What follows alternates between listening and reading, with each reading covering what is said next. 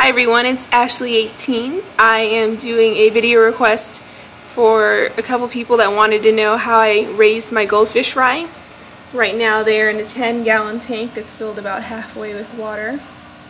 I'll go over this a little bit more, but first I want to start out with what they started out in, which is this 3-gallon Marineland Eclipse tank.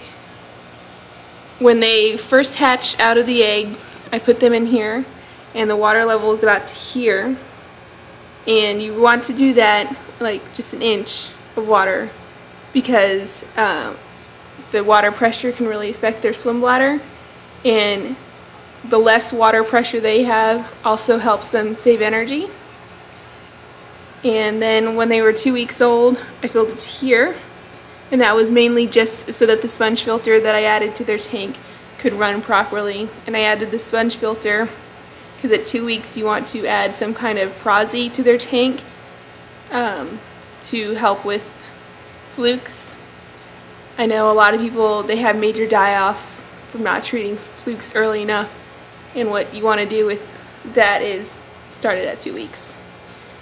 And the water level where it's at right now, it was what they ended up with before they went into the 10-gallon tank. Right now I just have some duckweed in here, quarantine, with all the nasty fish gunk that it's going to eat off of. And so now they're moved into this tank, and there's their little sponge filter. But I think every 3 days or so, I'll add a little bit more water to this tank until it's full. But I don't think I'm going to do that for another 2 weeks because they've gone from about 2.5 gallons of water to 5, so it's already doubled. So we're not going to increase their water gallons anytime soon. But this is what I've added for flukes. And what I do is I started at 2 weeks, and then they're going to go 6 rounds. So today they got their 3rd round. So every Tuesday for the next 3 weeks they'll get 1 more round. And as you can see, right now they're eating baby brine shrimp, and I started that as soon as they hatched. It was a little early, I will admit, because I wanted to make sure that the brine shrimp eggs they had were still good, because I hadn't used them for a couple years. And then if you're new with brine shrimp eggs and hatching them, you want to do a couple trial runs to make sure you get it right so that you don't end up with nothing. Some people do like liquid fry and first bites and egg yolks. I have never tried those because the brine shrimp eggs and brine shrimp have worked really well for me in the past. And this is their food right there in that jar. All I do is I fill it up to around where this water level is there with fish water. I've tried just straight tap water with prime added to it. For some reason it just doesn't hatch as well as if you just take a couple cups of water out of the tank. And then you add salt.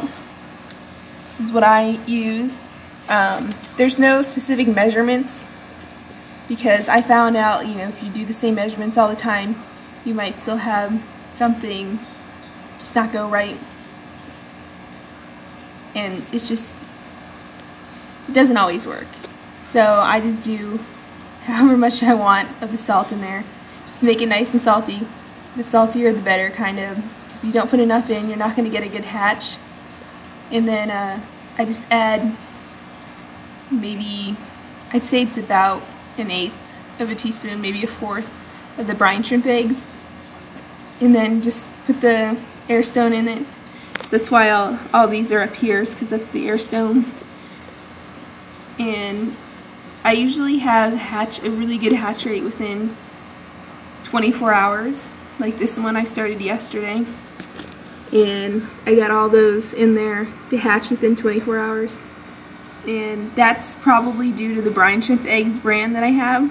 I bought mine from Brine Shrimp Direct, and it's the premium top of the line grade eggs. If you go on there and you'll see how much they cost, you'll probably think I'm crazy. But it's this huge jar that I keep in the freezer and it's been lasting me for about 4 or 5 years now since I was breeding angelfish.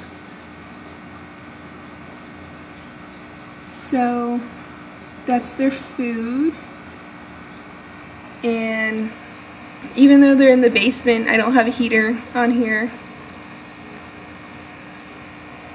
They do have a couple live plants in here from the angelfish tank, and that's just to help supplement them when they were little babies for more food.